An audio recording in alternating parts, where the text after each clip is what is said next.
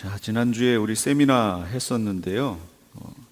지난주에 이제 세미나 내용을 들으시고 성경을 읽으신다든지 이렇게 할 때 많이 도움이 되시나요? 진짜요? 예. 이제 성경을 보는 이 계시록을 하고 나면 계시록을 그냥 수동적으로 따라오면 그건 어쩔 수 없고요. 이제 오늘 공부하시고 또 가셔서 말씀을 다시 연구해 보시고, 그래서 베레아 교회 성도들처럼 정말 말씀이 그런가? 그러니까 한번 딱 들으면 그냥 그렇겠지 하고 가시면 절대 안 돼요. 그 누가 말씀을 전해도 딱 보시고 과연 말씀이 그런가? 하고 확인해 보셔야 됩니다. 각자 개인적으로. 아무리 유능한 사람이 와도요, 그 사람이 100을 다 갖고 있지 않습니다. 절대로 그렇지 않습니다. 그러니까 그 100은 하나님 말씀에 있어요. 그 말씀으로 확인하셔야 돼요. 다시. 그러니까 끊임없이 성경 보시고 말씀이 진짜 그런가? 하고 끊임없이 확인하셔야 된다, 그 얘기예요. 어떤 사람이 얘기했기 때문에 다 맞겠지 이러시면 안 됩니다. 그 사람이 잘못 얘기하고 그 사람이 다른 데로 갈 거면 쫓아가실 거예요? 그건 아니잖아요. 그러니까 각자 개개인이 말씀을 통해 확인하셔야 된다라는 거 꼭 말씀을 드리고 싶어요. 계시록까지 다 끝나고 나시면 이 성경을 보는 눈이 장담합니다. 옛날엔 안 보였는데 이게 이러네? 하는 것들이 있을 거예요. 진짜로요. 옛날에는 기존에 봐왔던 관점으로 그냥 쭉 여태까지 그렇게 봐왔고, 목사님들도 그렇게 설교하셨고, 그러니까 그냥 그 관점으로 그냥 쭉 봤는데, 아마도 이걸 적극적으로 공부를 하시고 잘 따라오시면 나중에 끝나신 다음에 성경을 이렇게 보면 보는 데마다 이 말씀 있는데 왜 이걸 몰랐지? 왜 이런 말씀이 있는데 이게 왜 안 들어봤지? 이런 부분들이 있습니다. 하나만 예로 들어볼까요? 오늘 성경에 있습니다. 사도행전 3장 19절에서 21절까지예요. 사도행전이니까 얼마나 많이 읽으셨어요. 그런데 한번 다시 보세요. 제가 보여드릴게요. 그러므로 너희가 회개하고 돌이켜 너희 죄 없이 함을 받으라. 이같이 하면 새롭게 되는 날이 주 앞으로부터 이를 것이요, 또 주께서 너희를 위하여 예정하신 그리스도 곧 예수를 보내시리니 하나님이 영원 전부터 거룩한 선지자들의 입을 통하여 말씀하신 바 만물을 회복하실 때까지는 하늘이 마땅히 그를 받아두리라. 이것도요, 계시록까지 공부를 다 하고 이렇게 딱 보시면 보이는데, 우리 개역개정 같은 경우는 상당히 이 뜻이 선명하지 않게 이렇게 된 부분들이 있어요. 제가 이거를 킹제임스 흠정역으로 보여드릴게요. 그럼 뜻이 완전히 정확하게 드러납니다. 그런즉 너희는 회개하고 회심하라. 그리하면 새롭게 하는 때가 주의 앞으로부터 이를 때에 너희 죄들이 말소될 것이요, 또 그분께서 예수 그리스도 곧 너희에게 미리 선포된 분을 보내시리라. 하나님께서 세상이 시작된 이래로 자신의 모든 거룩한 대언자들의 입을 통하여 말씀하신 때, 곧 모든 것을 회복하시는 때까지는 하늘이 반드시 그분을 받아들여야 하리라. 지금 예수 그리스도가 어디 계시지요? 하늘에 계시지요. 그럼 이 말씀을 통해서 보세요.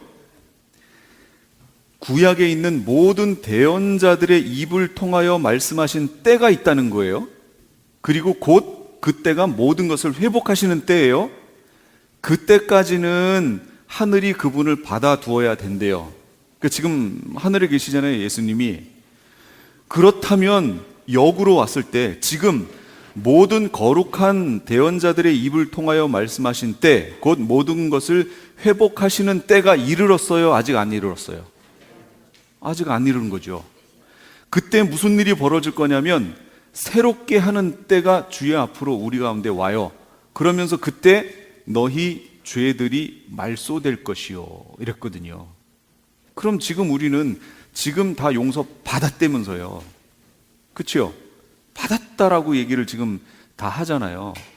그래서 제가 지난주 세미나 때 이 부분은 시간이 없어서 넘어갔던 거예요. 뭘 넘어갔냐면 대속죄의 일에 대해서 얘기하다가 넘어갔습니다. 제가 그러면서 이런 질문 던졌죠. 이스라엘에 대속죄일 말고 죄를 속하는 제사가 있어요, 없어요? 있잖아요. 평소에 있는데 뭐하러 대속죄일이 또 필요하냐, 제가 이렇게 질문을 던졌죠. 그럼 지금 우리한테 적용해봐요. 지금 죄를 지으면 회개하시지요? 회개, 그럼 사죄의 은혜를 받잖아요. 근데 여기 사도행전 3장 19절에 보니까 너희 죄들이 그때 가서 말소된다라고 지금 얘기하고 있잖아요. 그렇죠? 그럼 이거 대체 어떻게 된 거예요? 이때가 어느 때예요? 이때가. 그래서 구약에는 그때 이렇게 나옵니다. 그럼 그때가 언제냐? 예수님 재림하실 때를 얘기하는 거예요. 그걸 놓치면, 그러면 성경에서 지금 말하고 싶어하는 부분들을, 많은 부분을 놓친다, 그 얘기예요. 그때가 되면 어떻게 되냐면 스가랴 13장, 제가 여기 앞에서 찾아드릴게요. 스가랴 13장 1절에 보시면 그 날에, 그때에, 그 날에, 이게 다 그거예요. 그 날에, 그 날이 언제라고요? 예수님 재림하시면 죄와 더러움을 씻는 셈이 다윗 족속과 예루살렘 주민을 위하여 열린대요. 그때서 열리는 거예요. 그래서 깨끗해지는 거예요. 자, 그리고 다니엘 9장 24절. 네 백성과 네 거룩한 성을 위하여 70일에로 기한을 정하였나니. 이거 지난주에 했죠? 70일이에요. 그러면 이 70일에 70일의 기한이 차면 어떻게 되냐면 허물이 그치며 죄가 끝나며 죄악이 용서되며 영원한 의가 드러나며 환상과 예언이 응하며 또 지극히 거룩한 이가 기름 부음을 받는 거예요. 여기 지극히 거룩한 이가 누구예요? 예수 그리스도, 메시아. 그럼 이때 기름 부음 받는 그 기름 부음은 뭘까요? 그렇죠, 왕이에요, 왕. 그러면 왕으로 이때는 오시겠다, 그 얘기예요. 왕으로 오신다는 얘기는 무슨 얘기냐면, 우리가 지난주에 이사야 11장 이게 하나를 보면 그냥 쭉쭉쭉쭉 연결이 되니까 이제 앞으로 보시면 아실 거예요. 이새의 줄기에서 한 싹이 나며 쭉 얘기해서 여호와를 경외하는 영이 강림하시리니, 여기까지가 제가 초림이라고 그랬잖아요. 그 다음이 그가 하시면서 여기 쭉 띠를 삼으리라, 여기까지가 뭐예요? 재림. 왜 재림이라고 제가 그랬어요? 심판, 판단, 심판, 판단, 막대기로 세상을 치고 악인을 죽이고, 이거예요. 이거 공의. 이러신다고요. 이러니까 이러려면 주의 이방인들을 그렇게 쳐야 되는데, 치려고 보니까 하나님의 백성들도 죄가 잔뜩이에요. 그럼 어떻게 해요? 이것도 치고 다 쳐야 되잖아요. 그럼 끝날 거 아니에요. 그러니까 이때 오셔서 먼저 하시는 일이 뭐냐면 우리의 모든 죄를 다 말소시켜 버리는 거예요. 완전히 싹 깨끗하게 없애는 거예요. 그래서 구약에 있었던 이 희년처럼 모든 것을 원점으로 다시 싹 돌려놓는 겁니다. 그리고 나서 그렇지 않은 이들을 다 쳐버리는 거예요. 그래야 심판이 정당하겠죠. 이 일을 하신다고요. 자, 이런 거는 이제 계시록을 계속해서 끝까지 보시면 이제 아시게 됩니다. 그럼 이제 성경을, 신약을 보던 구약을 보던 이런 내용들이 그 흐름 안에서 이렇게 맞춰져요. 그래서 한 가지 제가 말씀을 드리고 싶은 거는, 계시록은 모든 계시의 마지막 최후 완성입니다. 완성을 놔버리고 그 앞에까지만 이렇게 보면 결론이 안 났기 때문에 해석이 여러 개로 될 수 있어요. 누가 뭐라고 그래도 결론을 못 봤기 때문에 그 앞에서는 이게 옳다 얘기할 수 없어요.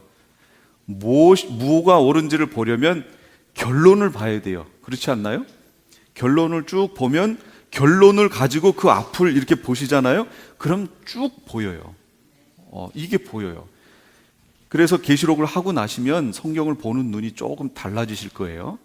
그 첫 번째가 지난주에 했던 거예요. 이스라엘을 어떻게 보는 것이냐, 볼 것이냐. 하나님은 여기에 어떠한 빅피처를 갖고 계시냐, 큰 그림을 갖고 계시냐, 구원에 대한 그걸 말씀드렸던 겁니다. 오늘은 1장, 4장, 5장 할 겁니다. 벌써 3장이 훅 넘어가잖아요. 그렇게 보세요. 자, 처음부터 보겠습니다. 빨리 가겠습니다. 계시의 전달 1장 1절 같이 읽어볼까요? 시작.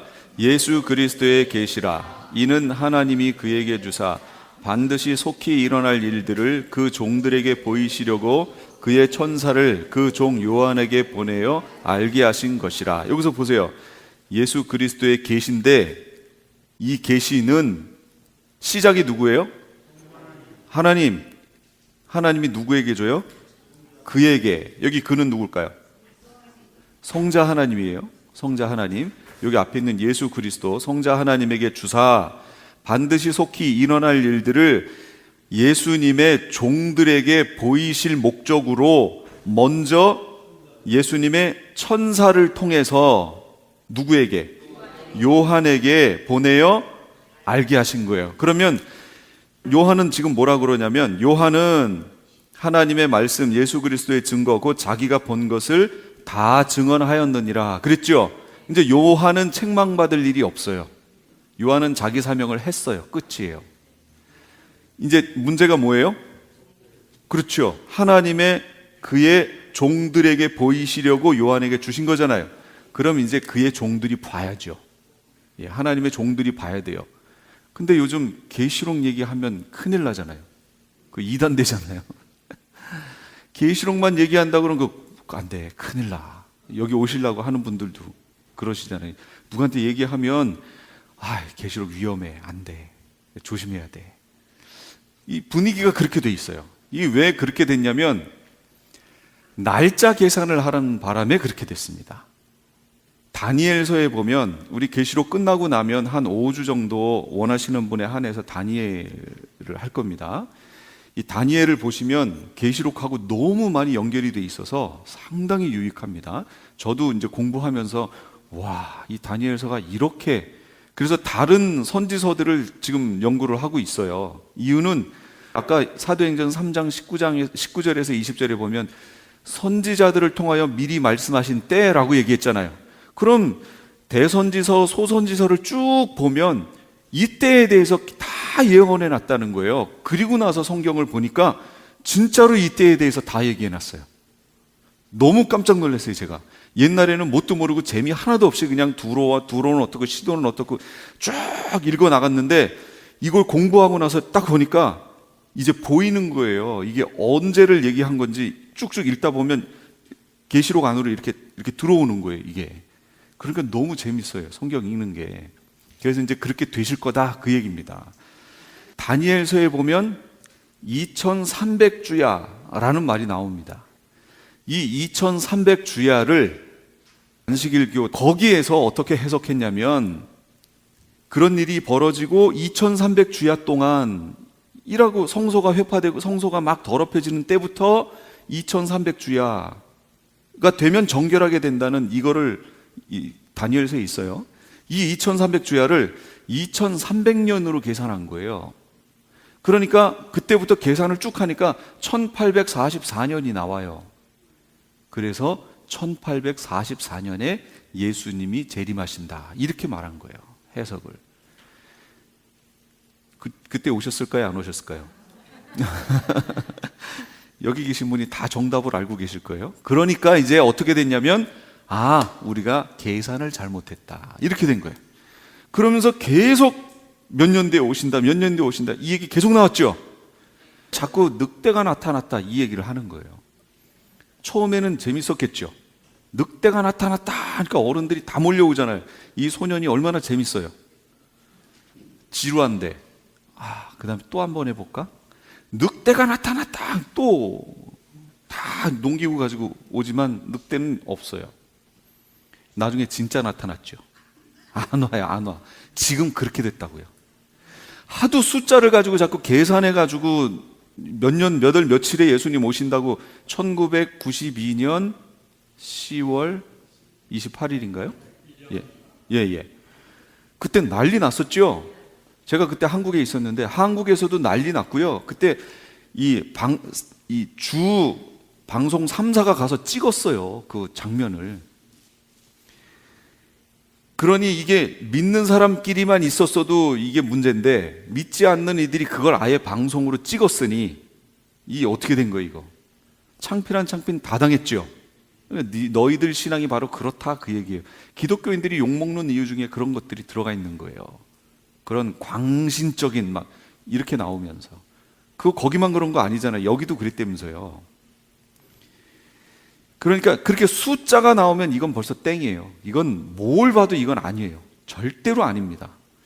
예수님도 모른다고 그랬는데 우리 흔히 그러면 이렇게 얘기해요. 아, 예수님이 몰랐던 건 인자 됨을 인해서 몰랐던 거니까 지금은 하늘에 계시니까 지금은 아시겠지. 아니요, 몰라요.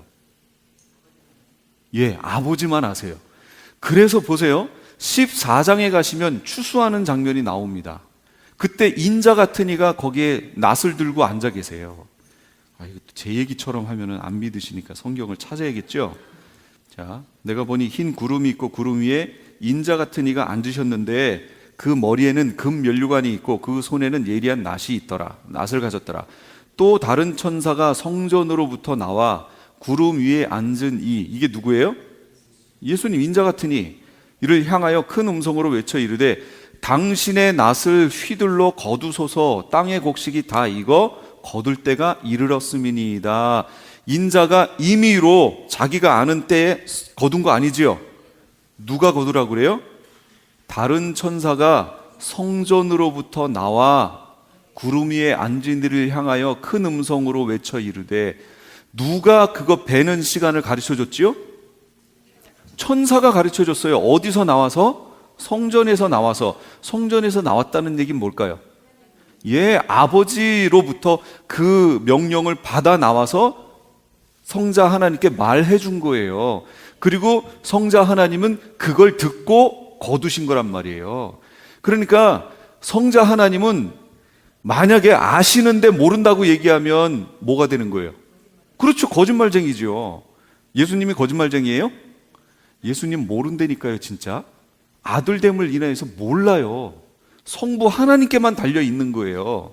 근데 이걸 아들도 모른다고 그랬는데 안다고 얘기하면 예수님보다 더 높아요?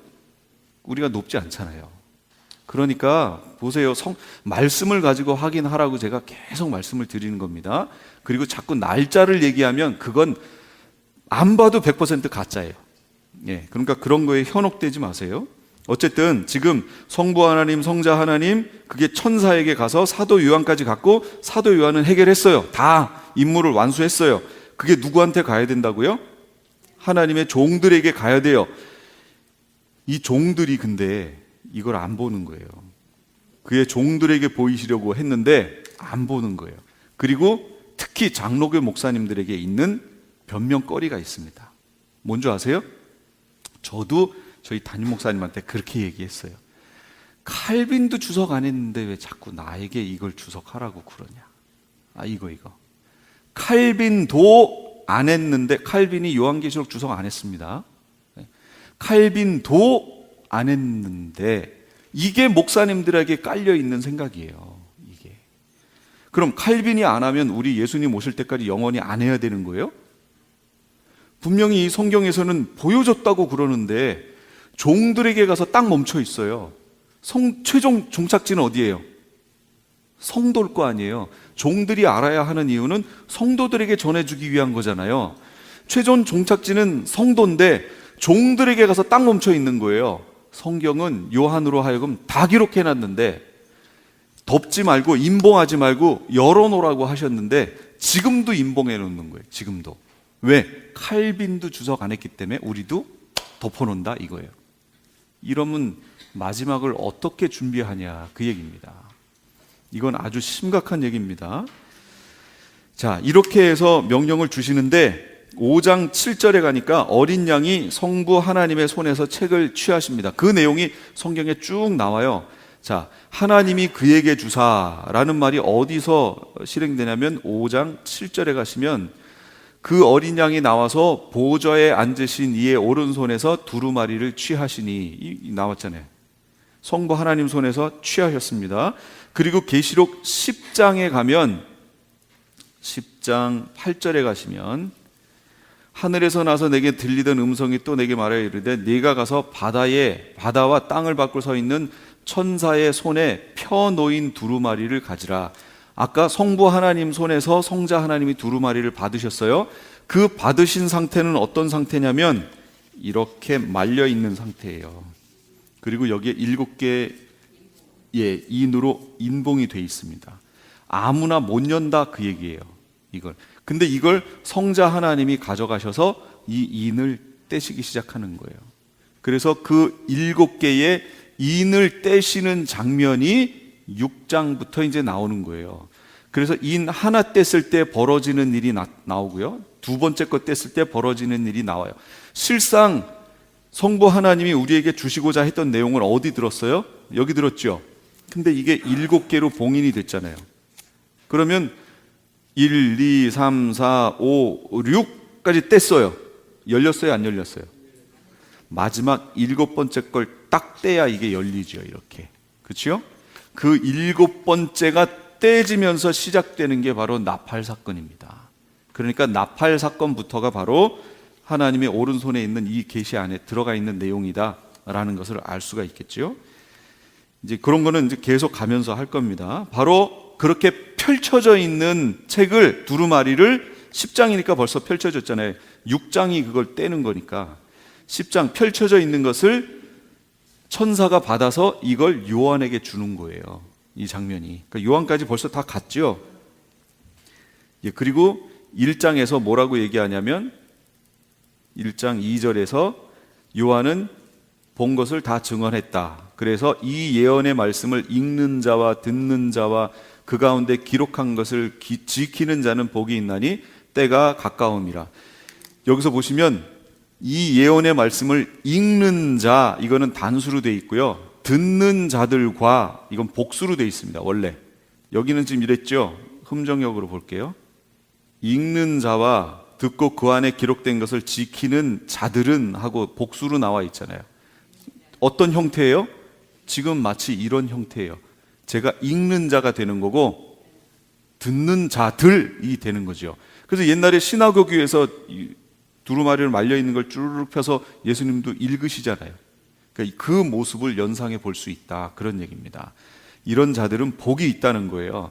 그러니까 끊임없이 읽으시고 주의 말씀 들으셔야 돼요. 계시록의 말씀, 이걸 잘 들어야 마지막을 잘 준비할 수 있습니다.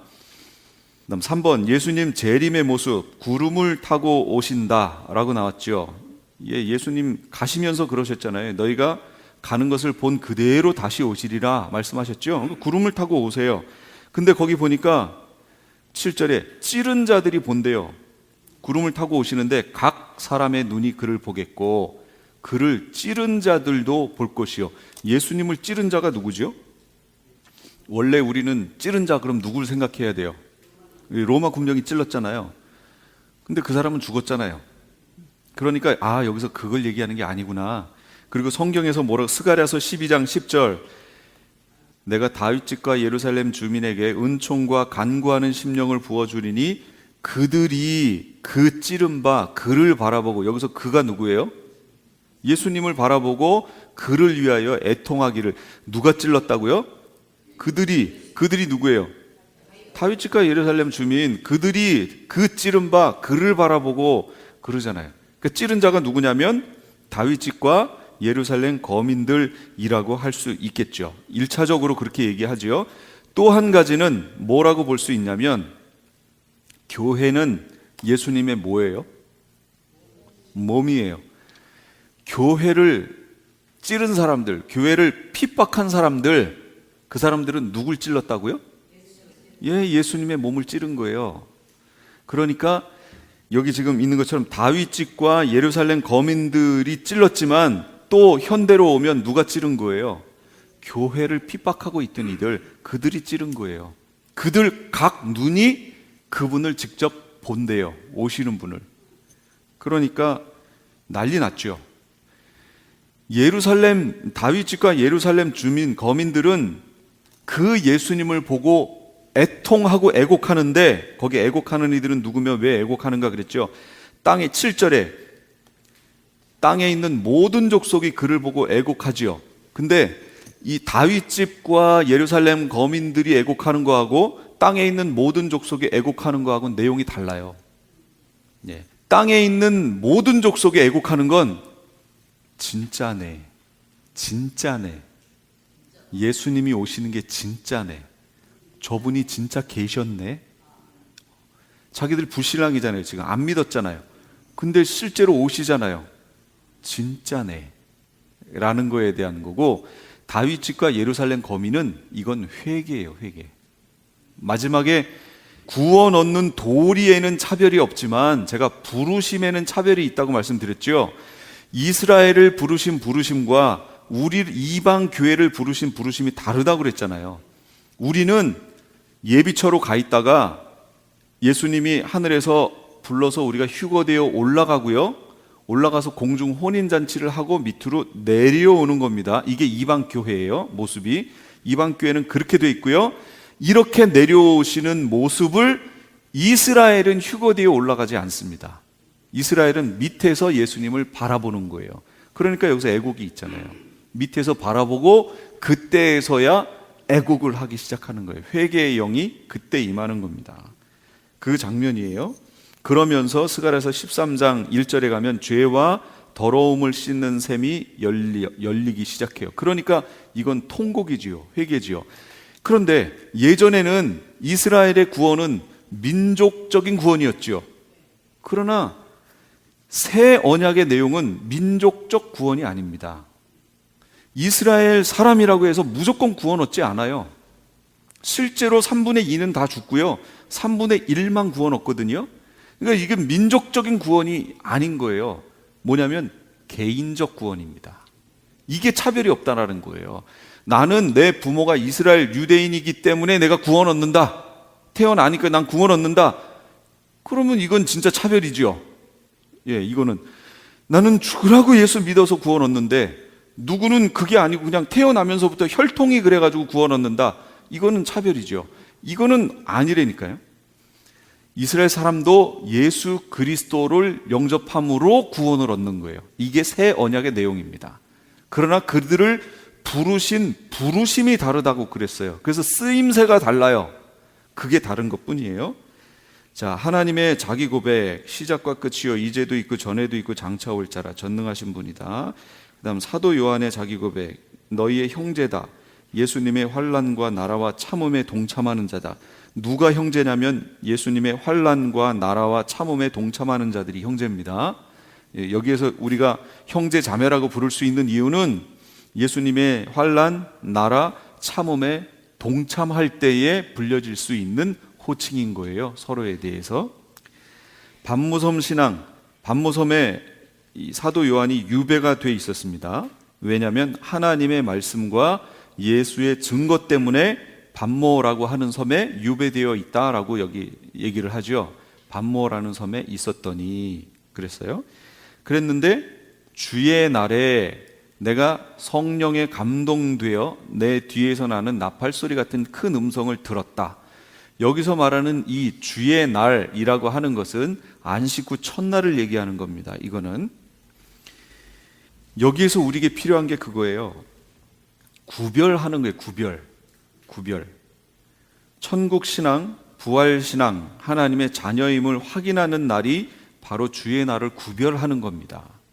일주일은 열심히 살지만 그 중에 하루를 구별해서 하나님께 드릴 수 있느냐, 그 얘기예요.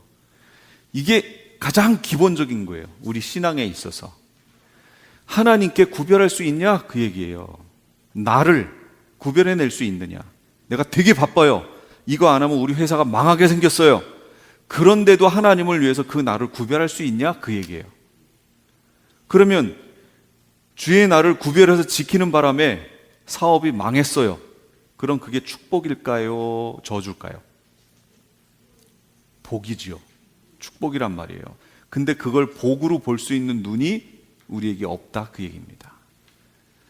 사업이 망하면 그건 저주라고 생각해. 무조건.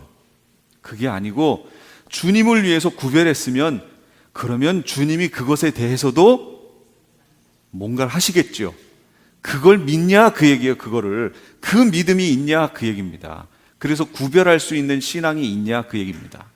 이건 제가 기본이라고 그랬어요. 왜냐하면 이 마지막 계시록의 7년 환란이 들어가기 이제 일곱 2인이 떼어지는, 2는 환란 들어가기 전에 떼어지는 겁니다. 이제 그 가서 할게요. 그때에서부터 이미 지금보다도 더 확실하게 구별할 거예요. 신앙의 삶에 대해서 구별하는 신앙의 삶을 더 강조하는 시대가 올 겁니다. 이거 구별하지 않으면 절대로 하나님의 사람으로 살 수 없는 때, 그때가 와요. 지금 오고 있어요. 그리고 지금 그 안으로 지금 우리가 들어가고 있는 단계에 살고 있습니다. 짐승표 받지 말라고 그랬죠. 네. 어떤 분이 이걸 보내주셨어요. 네이버에 직장 생활에서 지금 요 미국에서 벌어진 일이에요. 베리칩을 받지 않으면 직장 생활을 할 수 없는 때가 도래하고 있다. 쌀 한 톨 크기 엄지와 검지 사이에 이식해서 감시 및 인권 침해 논란. 그림 안 보이시겠지만 베리칩 얘기하는 겁니다. 요걸 집어넣어서 이 회사에서 미국 위스콘신 주에 있는 3 스퀘어 마켓, 여기 직원들한테는 이거를 시행한대요. 50명을 대상으로 다음 달 8월 1일부터 베리칩을 이식한다고 하는데 이에 필요한 비용은 300불인데 회사가 부담한대요. 그러면 회사가 이 많은 비용을 들여서 왜 이걸 실시를 하죠? 이거를 여기 이제 베리칩 모양까지 다 나왔어요. 지금 이거는 위스콘신주에 있는 거기만 하는 게 아니에요.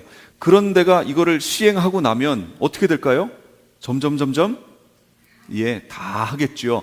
저게 편하거든요. 진짜 편하죠. 출퇴근 이걸로 체크 찍 하면 끝나죠.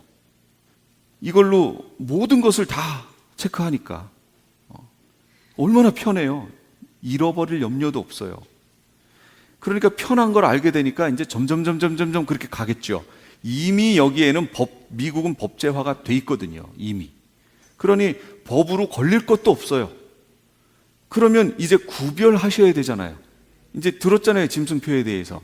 만약에 위스콘신 주에 있는 이 무슨 마켓 여기 직원이시라고 쳐요. 근데 제가 오너예요. 이걸 하겠다고 그랬어요. 이제 어떻게 하실 거예요? 거부하셔야지요. 거부하면 제가 자른다고 그럴 건데. 잘리실 거예요? 잘리시는 한이 있어도 안 받아야죠. 구별하셔야죠. 이제는 신앙을 완전히 구별해야 되는 시대로 갔다니까요. 지금 그 일이 벌어집니다.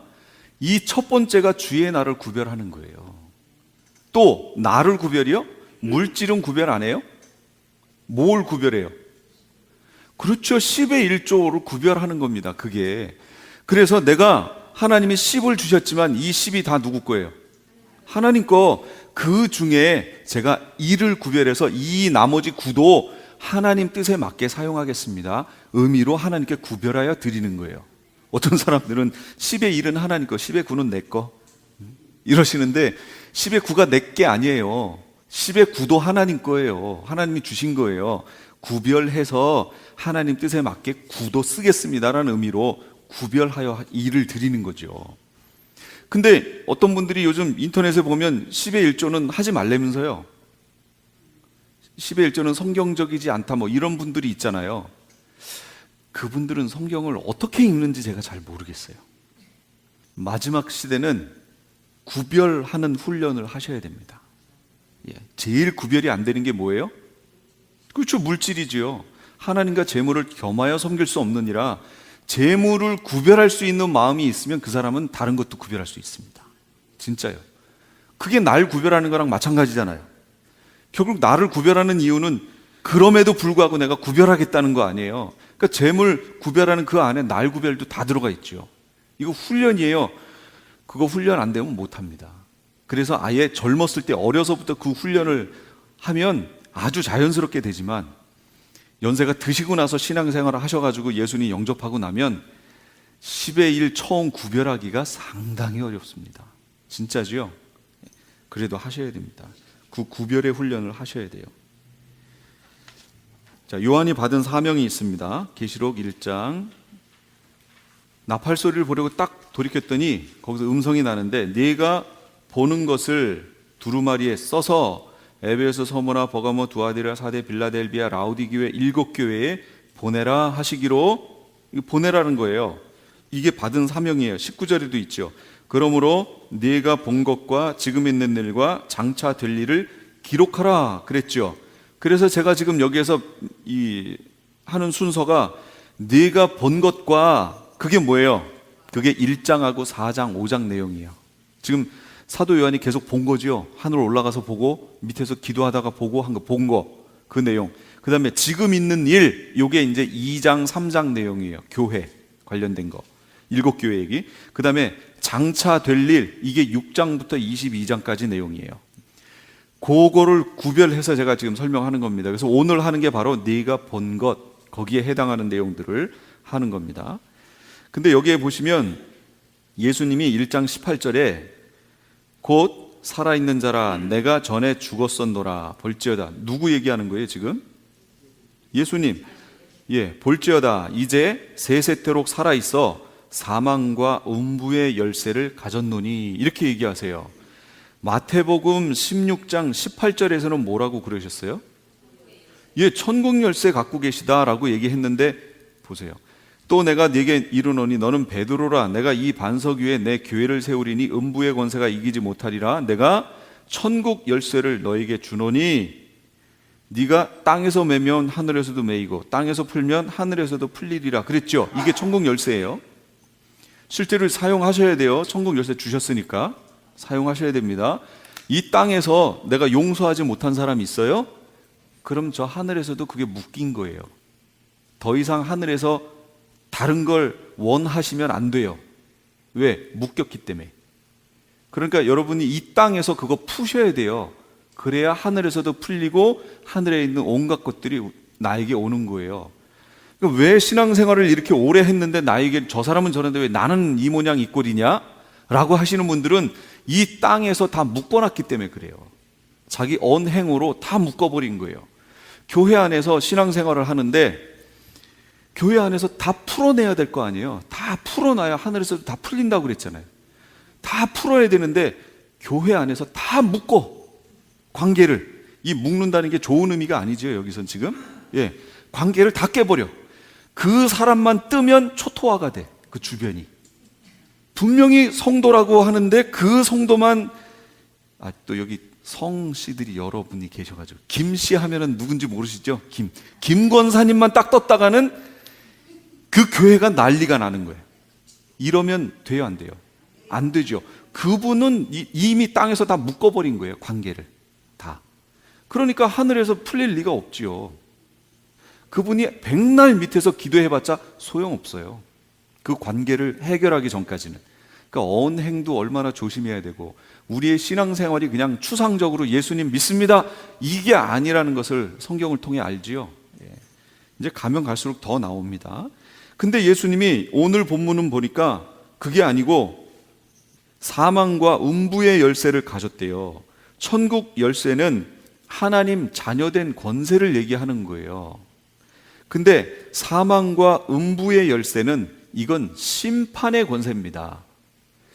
예, 지금 예수님이 하늘에 계시지요. 그래서 그 열쇠를 가지고 계시다라고 이렇게 얘기해요. 그건 왕권을 얘기하는 거거든요. 심판이니까. 그 예수님이 언제 오신다고요? 날짜는 모르나 그날에 오신다는 얘기예요. 그러니까 그날 오실 때 있는 내용에 심판, 판단, 막대기로 죽이고 하는 이 내용이 나오면 그게 바로 예수님 재림하고 연결됐다, 그 얘기입니다. 예, 그렇게 아셔야 돼요. 그게 바로 재림은 왕권과 심판을 상징합니다. 그러면서 이때가 바로 메시아가 왕으로 오시니까 메시아 왕국이 되는 거예요. 그럼 진짜 이때가 메시아 왕국이냐? 계시록 10장 7절 말씀 제가 보여드릴게요. 일곱째 천사가 소리내는 날 그의 나팔을 불려고 할 때 하나님이 그 종 선지자들에게 전하신 복음과 같이 하나님의 비밀이 이루어지리라 그랬어요. 그럼 하나님의 비밀이 뭐냐? 11장 15절 마지막 일곱째 천사가 나팔을 불면 비밀이 이루어진다고 그랬죠. 일곱째 천사가 나팔을 불매 하늘에 큰 음성이 나서 이르되 세상 나라가 주와 그리스도의 나라가 되어 그가 세세토록 왕노릇하시리로다. 세상 나라가 마지막 일곱째 나팔을 불면 주와 그리스도의 나라가 돼요. 그럼 그리스도의 나라가 뭐예요? 이거는 헬라어고, 히브리인들은 그리스도의 나라를 뭐라고 얘기했죠? 메시아 왕국이라고 얘기했죠. 마시아흐 왕국, 마시아흐라고 했어요. 메시아 왕국. 이걸 계시록에서는 뭐라고 그러죠? 그렇죠. 천년왕국이라고 얘기하는 거예요. 그러니까 메시아 왕국, 그리스도의 나라, 천년왕국, 이건 같은 말이에요. 같은 말. 근데 지금이 천년왕국이라면서요. 어떤 분들은 지금이 무천년 해서 지금 우리가 천년왕국을 살고 있다고 얘기하는 거예요. 그러면 천년왕국은 언제 이루어지냐면 일곱째 천사가 나팔을 불면 이루어지거든요. 자, 그럼 천사가 나팔을 불렀나요? 안 불렀나요? 근데 어떻게 해서 지금이 천년왕국이라고 자꾸 얘기를 하지요? 그러니까 이런 거예요. 계시록은 어떤 분 오시라고 그러니까 그분이 어떤 분의 계시록 강해를 들으셨다는 거예요. 그러면서 저한테 그러세요. 아예 계시록이야 그 관점에 따라서 여러 가지로 해석할 수 있는 거 아니에요? 그리고 집사님인데 안 오셨어요. 저는 지난주 토요일 날 오신다고 그래서 오실 줄 알았는데 안 오셨더라고요. 그러니까 제가 관점을 이걸 이렇게 해석하면 이렇게 될 수도 있구나 하는 거를 저도 알고 그렇게 해석하는 여러분들의 모습 이런 것들을 다 저도 봐서 알지만 지금이 메시아 왕국이라고 얘기하는 것은 제가 동의할 수 없다 그 얘기예요. 이거는 관점 차이가 아니잖아요. 성경에 아니라고 나오는데 지금을 메시아 왕국 해버리면 아니 이거를 무슨 관점을 보고 어떤 성경을 봤길래 지금이 메시아 왕국이라고 얘기하느냐 그 얘기예요. 말이 안 된다 그 얘기입니다. 그러니까 분명히 차별이 있습니다. 말씀을 보고 확증하시라고 제가 그래서 자꾸 말씀드리는 거예요. 어떤 유명한 신학이나 이런 걸 가지고 하는 게 아니고 저는 이걸 하기 위해서 제가 공부한 건 무천년이에요. 전 장로교 목사니까 공부한 건 그거예요. 그러나 이걸 공부하기 위해서 전천년, 무천년이 있고 전천년이 있고 후천년이 있습니다. 크게 보면 그런 것들을 따로 제가 열심히 공부했느냐? 아니요, 그렇게 안 했어요. 전 그냥 성경 가지고 했어요. 성경에 있는 거. 성경을 추적해서 쭈르륵 갔던 거예요. 그랬더니 마지막에 갔더니 어떤 하나랑 딱 만난 거죠. 그렇게 얘기할 수 있는 거지 제가 그걸 공부해서 거기에 맞춰서 이 성경을 이렇게 가져갔던 게 아닙니다. 자, 계시록의 비밀, 일곱 별의 비밀, 일곱 교회의 사자, 여기 계시록 1장 20절 끝에를 얘기하는 겁니다. 여기 보시면 내 오른손에 일곱 별의 비밀과 또 일곱 금촛대라. 일곱 별은 뭐라고요? 일곱 교회의 사자, 일곱 촛대는 일곱 교회. 그러면 그걸 지금 어떻게 하고 계시냐면 16절에 그의 오른손에 인자의 오른손에 일곱 별이 있어요. 아까 일곱 별이 뭐라고요? 일곱 교회의 사자. 인자의 오른손에 일곱 별이 있는데 이 일곱 별은 일곱 교회의 사자라는 거예요. 그러니까 하나님이 일곱 교회의 사자를 붙들고 일곱 촛대는 뭐예요? 일곱 교회 사이를 예수님이 거닐고 계신 거예요. 그러면 인자가 주의 종들을 붙들고 교회를 보살피고 계시는 모습이죠. 예, 지금 그렇게 하고 계시다고요. 그러면 에베소, 서머나, 버가모, 두아디라, 사데, 빌라델비아, 라우디게아 일곱 교회만 그렇게 하고 계신 거예요? 여기 의미가 그거예요? 아니라는 거 알 수 있죠. 다음 장 7장 가면 바로 나와요. 뭐라고 나오냐면 귀 있는 자는 성령이 교회들에게 하시는 말씀을 들어라. 이건 지금 첫 번째 거니까 에베소 교회에 말씀하시고 나서는 뭐라고 하시냐면 이게 바로 교회들에게 지금 말씀하시는 거다라는 거예요. 지금 교회들에게. 그러니까 일곱 교회는 대표성을 가지고 말한 거고 실상 이거는 교회들에게 지금 말씀하시는 거라는 얘기예요. 그 모습이 주의 종들을 붙잡고 교회를 지금 보살피고 계신 주님의 모습이에요. 이렇게 하고 계세요. 근데 여기서 우리가 조심할 게 있습니다. 20절에 가시면 일곱 교회의 사자요 이렇게 했어요. 그럼 이 사자가 뭐냐 그 얘기예요. 이 사자를 흠정역 같은 경우는 이렇게 번역해 놨어요. 7교회의 천사들이요 이렇게 번역해 놨어요. 제가 킹제임스 우리말로 번역된 게 2개가 있어요. 일반 킹제임스 버전이 있고 요것도 역시 천사들이요 이렇게 번역해 놨고요. 또 킹제임스 흠정역이라는 게 있습니다. 요것도 천사들이요 이렇게 번역해 놨어요. 흠정역이든 이게 번역이 잘 되긴 됐는데 문제가 있습니다. 이런 부분이 문제가 있는 거예요. 그러면 그 다음 장으로 넘어가 볼게요. 뭐가 문제인가? 에베소 교회의 천사에게 편지하라. 그래서 제가 제일 처음 부분에 한 게 뭐냐면 계시의 흐름이에요. 성부 하나님, 성자 하나님, 천사, 요한, 주의 종들, 그 다음에 성도로 가는 거지요. 근데 요한에게 성부, 성자, 그 다음에 천사를 통해 요한에게 갔어요. 그러면서 요한에게 주신 사명이 뭐예요? 주의 종들에게 보내라고 그러지요. 근데 여기 지금 에베소 1장 같은 경우 흠정역은 뭐라고 해석해요?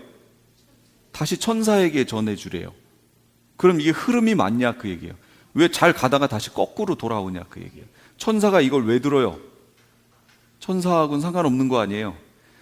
이거는 뭐에서 문제가 생긴 거냐면 이 천사들이요 라고 번역되어 있는 우리말로는 우리 개역개정에서는 사자요라고 번역되어 있는 이 사자가 헬라어에서는 앙겔로스라고 나옵니다. 앙겔로스. 이 앙겔로스의 원 뜻은 소식을 전하는 자라는 뜻이에요. 소식을 전하는 자. 그러니까 소식을 전하는데 저 1000개에서 소식을 전하면 누구예요? 그렇죠. 이 6개 여기에서 육체를 입고 있는 여기서 소식을 전하는 자면 누구예요?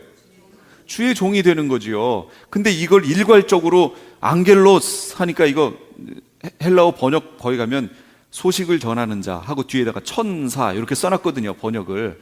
그러니까 아 천사 얘기구나 하고 천사를 1:1로 여기다 갖다 넣어버렸어요. 이러면 안 된다 그 얘기죠. 계시록뿐 아니라 이 성경에 앞뒤 전후 문맥과 이걸 보고서 그 어떤 단어를 취해야 할지를 선택을 해야 되는데 그냥 천사, 앙겔로스, 천사 갖다 집어넣은 거예요. 이렇게 하면 안 된다 그 얘기죠. 그래서 아무리 흠정역 그 킹제임스 버전이라도 이렇게 틀린 부분이 있으니까 주의하시라 그 얘기입니다. 앙겔로스는 소식을 전하는 자예요. 그러니까 더 확실하게 여기를 얘기하면 에베소 교회에 소식을 전하는 자에게 편지하라 이런 얘기가 되고 그건 여태까지 계시의 흐름상 보면 누구예요? 이 땅에서 소식을 전하는 자지요. 복음을 전하는 자. 그러니까 에베소 교회를 담당하고 있는 목회자를 얘기하는 거지요. 이해가 되셨어요? 예, 이 사자도 이게 중성적인 단어예요. 이게 천사를 말하는 건지 이 땅에 있는 주의 종을 말하는 건지 두 가지를 다 의미합니다. 이 사자라는 말 자체도. 그러나 이제 우리가 여태까지 봤잖아요. 그러면 아, 이 사자는 바로 땅에 있는 사자구나 라는 걸 알 수 있죠. 쉽게. 그걸 알고 보셔야 돼요. 그러니까 이걸 킹제임스 버전을 보고서 에베소 교회 천사에게 편지하라고 하지 않았느냐 해서 이거 해석을 그렇게 하는 거예요. 그럼 어떻게 될까요? 상당히 희한한 해석이 나오겠죠. 이제 그렇게 되는 거예요. 단어 하나 해석을 잘못함으로 그렇게 흘러갑니다. 소식이. 자, 쭉쭉 넘어가고요. 계시록 4장으로 넘어가 볼게요. 4장에 가시면 이 일 후에 내가 보니 하늘에 열린 문이 있는데 내가 들은 바 처음에 내게 말하던 나팔 소리 같은 그 음성이 이르되 이리로 올라오라 이후에 마땅히 일어날 일들을 내가 네게 보이리라 하시니라 라고 했죠. 환난 전에 휴거 있다고 얘기하는 사람들이 바로 왜 환난 전에 휴거가 있냐면 여기 봐라 4장에 보니까 아직 모든 일이 안 벌어졌어요. 이제 벌어질 거예요. 앞으로 6장에 가면 인뗄 거예요. 그러니까 인떼기도 전에 4장에서 이리로 올라오라 라고 나와 있지 않느냐. 그래서 우리가 환난 전에 휴거한다 라고 말하는 성경 구절 중에 하나가 이 구절이에요. 4장 1절 9절. 그러나 기본적으로 하나님은 상식적으로 이해할 수 있는 글로 기록이 돼 있습니다. 그렇지 않은 부분들은 분명히 구약에 있는 데서 이렇게 가져오면 돼요. 그런데 이 4장 1절을 한번 다시 읽어볼게요. 잘 보세요. 이 일 후에 내가 보니 누가 보니까요? 요한이 보니까 하늘에 열린 문이 있는데 내가 들은 바 처음에 내게 말하던 나팔 소리 같은 누구의 음성이에요? 예수님의 음성이 이르되 이리로 올라오라. 이후에 마땅히 일어날 일들을 내가 네게 보이리라 하시더라. 그럼 여기서 이리로 올라오라가 성도들의 휴거를 말하는 거예요? 그렇죠. 사도 요한을 불러 올려서 마땅히 이후에 일어날 일을 내게 보이리라 하고 말씀하셨던 계시록 1장 19절. 그러므로 네가 본 것과 지금 있는 일과 장차 될 일 기록하라 라고 사명을 줬으면 장차 될 일을 보여줘야 될 거 아니에요. 그 장차 될 일을 보여주기 위해서 이리로 올라와라, 그리고 앞으로 될 일을 너에게 보여주겠다 하신 거니까 이건 성도의 휴거를 말하는 게 아니고 사도 요한을 불러 올려서 장차 될 일을 보여주시기 위한 내용이잖아요. 근데 이걸 가지고 이리로 올라오라 그랬다고 이걸 휴거라고 얘기하는 거예요. 그러니까 참 안타깝다 그런 마음이 들어요. 환난 전 휴거를 말하는 분들이 내세우는 성경 구절이 여러 개가 있습니다. 여러 개 이제 다음 시간에 또 나올 거예요. 그때마다 제가 말씀을 드릴 테니까 점검을 해보세요. 이게 진짜 환난 전에 휴거 얘기하는 건지 아닙니다. 절대로 아니라고 미리 설명을 드립니다. 하늘에 보좌가 있습니다. 하늘 보좌가 열리는 모습이 보이죠? 제가 이거 다 하지 않을게요. 다 하면은 설명을 다 할 수가 없어요. 그래서 중요한 단어들만 제가 설명하겠습니다. 여기에 보면 모양이 벽옥 같고 홍보석 같고 막 이런 내용들 있죠. 쭉쭉 나오면 그렇습니다. 여기 같고는 그거예요, 아니에요? 아니에요. 같고는 비슷하다 그 얘기예요. 요한이 보기에 그거 같이 보인다 그 얘기예요. 그러니까 여기에다가 너무 막 홍보석은 뭘 상징한다 그래서 막 그거 강조하고 이럴 필요 없다 그 얘기입니다. 이해되셨죠? 보좌 주변의 모습이 있어요. 히브리서 8장 5절에 보니까 그들이 섬기는 것은 하늘에 있는 것의 모형과 그림자라. 모형과 그림자에다가 초점을 너무 맞추지 마세요. 그럼 본질을 놓칩니다. 그건 그림자예요, 그림자. 그러니까 거기서 끝나셔야 돼요. 본질을 볼 줄 아는 눈이 있어야 돼요. 자, 3번 보좌 주변의 모습. 보좌를 둘러서 24 장로들이 있고요. 그 다음에 보좌 앞에 7 등불. 이게 뭐예요? 그래서 히브리서 8장 5절에 그들이 섬기는 것은 하늘에 있는 것의 모형과 그림자라고 그랬잖아요. 이게 성막이에요, 성막. 계시록으로 가면 이 성막하고 만납니다. 그럼 보세요. 앞에 성막 제가 보여드렸어요. 맨 뒤에 아마 성막이 있을 겁니다. 제가 간단하게 그려놓은 게 있고 이 앞에 이걸 보세요. 앞에 보시면 여기 언약궤가 있잖아요. 여기가 보좌예요. 앞에 분향단이 있습니다. 금제단이 있어요. 향을 가지고 있다고 그랬거든요. 향이 뭐예요? 성도들의 기도라고 그랬잖아요. 우리가 지금 기도하는 내용이 여기로 가요. 그리고 금 등대가 있어요. 7 금촛대, 메노라라고도 하는 요게 바로 성령을 상징하는 거예요. 성령. 오늘 본문에 있죠? 어디 있나요? 그게 4장 5절 보좌 앞 7 등불 거기 있잖아요. 성령을 상징하는 거예요. 떡상 하나님 말씀이지요. 물두멍 유리바다예요. 번제단 제단. 6장으로 가시면 이 순교자들이 제단에서 무릎 꿇고 기도하는 장면이 나옵니다. 그게 여기예요. 여기. 이게 동편이 여기에요. 동편에서 이렇게 들어와야 돼요. 그래서 이걸 거쳐서 이렇게 주님 앞에 가는 겁니다. 예수님이 돌아가셨을 때 찢어진 휘장이 바로 요 휘장이에요. 그럼 하나님을 섬기려면 우리가 어디로 들어가야 돼요? 문, 여기 동편 문으로 들어가야 돼요. 동편 문으로 들어가려면 우리는 어느 방향을 봐야 돼요? 그렇죠. 서쪽을 보고 이렇게 들어가야죠. 근데 이스라엘 사람들이 동쪽을 보고 자꾸 동쪽에다가 절을 해요. 동쪽에 누가 있어요? 저기서 뭐가 뜨지요? 태양이 뜨잖아요. 태양신을 섬긴 거예요. 하나님을 섬기려면 서쪽을 바라보고 거기다가 나가야 되는데 이스라엘 사람들이 자꾸 동편을 바라보는 거예요. 반대를 본다 그 얘기예요. 이게 이 방향을 보고도 알 수 있다 그 얘기입니다. 어쨌든 저 모습이에요. 지금 하늘 성전이 저렇게 돼 있어요. 그리고 거기에서 주의하실 거는 7 등이죠.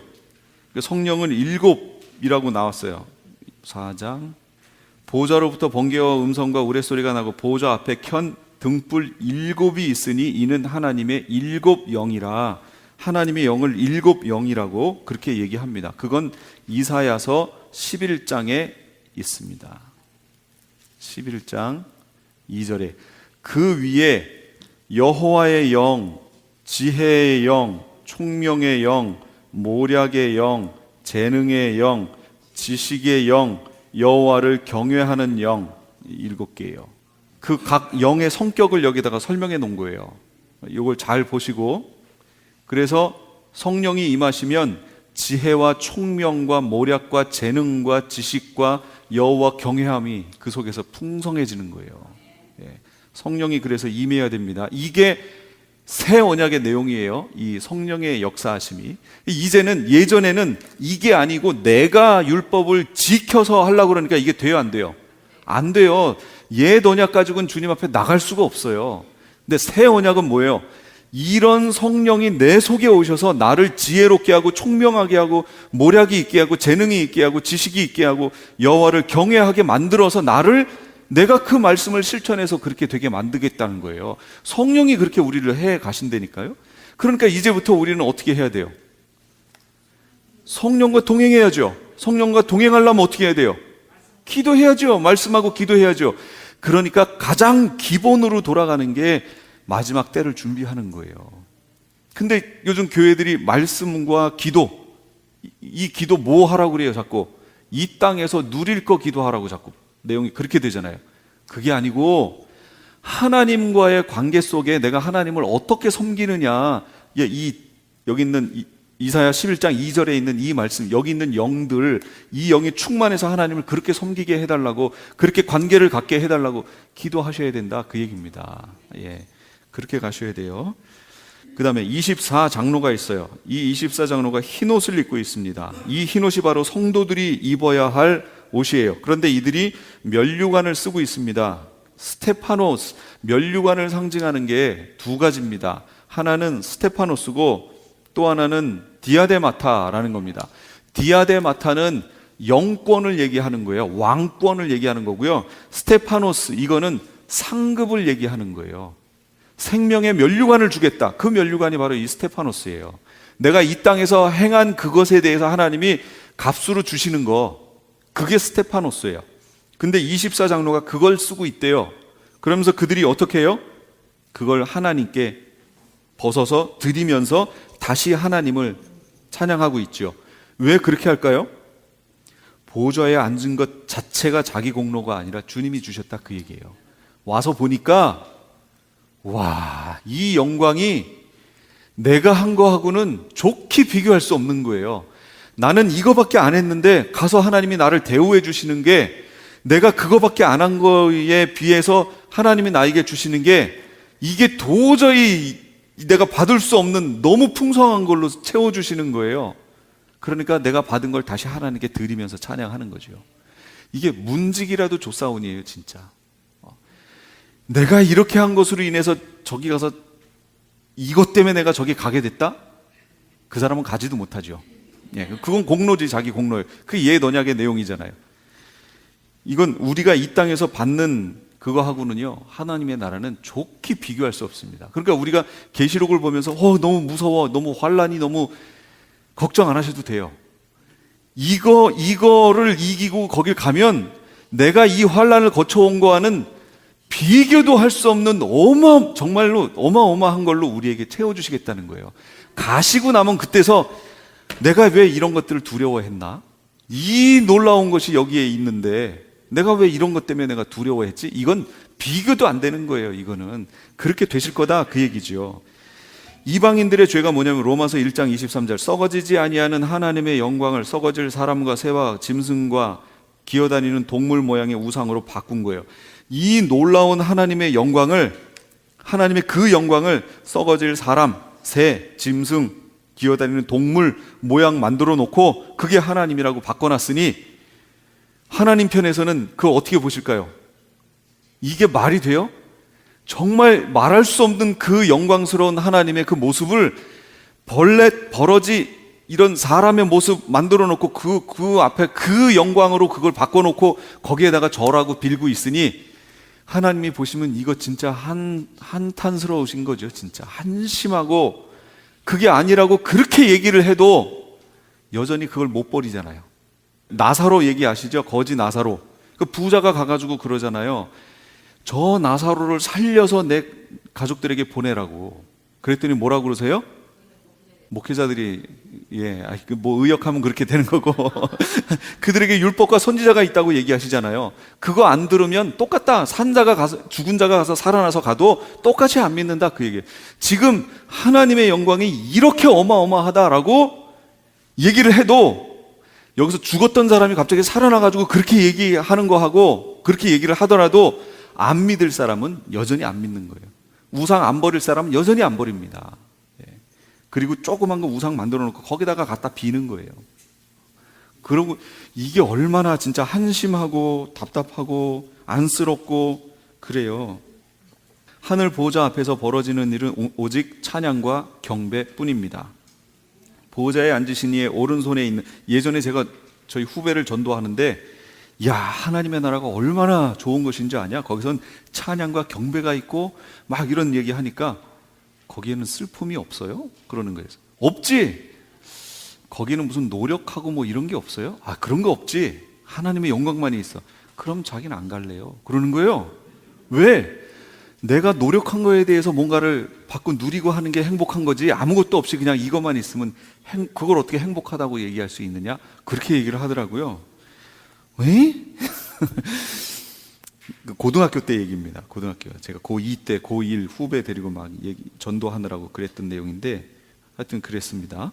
보좌에 앉으신 이의 오른손에 책이 있어요. 5장으로 넘어갔어요 벌써. 계시록 5장. 그래서 꼭 읽어보셔야 됩니다. 5장 1절에 내가 보매 보좌에 앉으신 이의 오른손에 두루마리가 있으니 안팎으로 썼고 7 인으로 봉하였더라. 봉해져 있어요. 봉한 이유가 뭐라고요? 첫째, 함부로 개봉할 수 없는 비밀이 담겨 있기 때문에 그래요. 볼 자만을 위한 책이다, 그 얘기예요. 보게 함을 입은 자만 볼 수 있어요. 그러니까 이미 열려 있어도 볼 사람들이 본다, 그 얘기예요. 들을 귀 있는 자가 듣는 것처럼 볼 눈이 있는 사람들, 들을 귀 있는 자들이 본다, 그 얘기예요. 보고 듣는다. 그 다음에 열릴 때가 있다, 그 얘기를 하는 거예요. 그래서 헬라어에는 카이로스와 크로노스라고 하는 때가 있습니다. 때를 말하는 게 크게 두 가지예요. 하나 또 있지만 그거는 여기 포함되는 거니까 크게 두 가지예요. 하나는 크로노스, 하나는 카이로스. 카이로스는 뭐냐면 이건 하나님의 때를 얘기하는 거고, 크로노스는 우리가 오늘 3시에 여기서 만납시다. 이게 크로노스, 때, 인간의 때를 얘기하는 거예요. 카이로스는 하나님이 정하신 때. 그래서 구약에 보면 그때, 그날에, 이건 카이로스란 말이에요. 이건 우리 몰라요. 하나님이 정하신 때이기 때문에 하나님이 그걸 하시는 거예요. 지금 우리가 살고 있는 여기를 장차라고 했죠. 이 장차를 다니엘은 그렇게 얘기했고 예수님은 뭐라고 그랬어요? 이방인의 때. 이게 이방인의 때가 언제까지예요? 몰라요. 몰라. 근데 바울은 그걸 또 이렇게 설명했어요. 이방인의 충만한 수가 들어오는 때. 그럼 이방인의 충만한 수가 몇 명이에요? 몰라요. 이거는 누구한테 있는 거예요? 하나님. 이건 하나님 주권에 달린 거예요. 그러니까 우리는 모르는 문제예요. 그러니까 지금 아직 이방인의 충만한 수가 들어오는 때도 안 지났는데 자꾸 휴거라고 얘기를 하니까 성경을 좀 보고 앞뒤를 맞췄으면 좋겠다 하는 생각을 합니다. 그런 분들의 공통점은 뭐냐면 내가 가서 봤네, 내가 들었네 하는 분들이 그렇게 얘기하십니다. 내가 보고 들었어도 반드시 말씀으로 확인하셔야 됩니다. 말씀으로 확인을 했는데 아니다, 그러면 그거 잘못 본 거예요. 마귀가 광명의 천사로 가장해서 우리에게 보여준 거예요. 속으면 안 됩니다. 특히 하나님의 음성을 듣고 성령의 어떤 것들이 나타난다고 하는 분들 조심해야 될 게 있어요.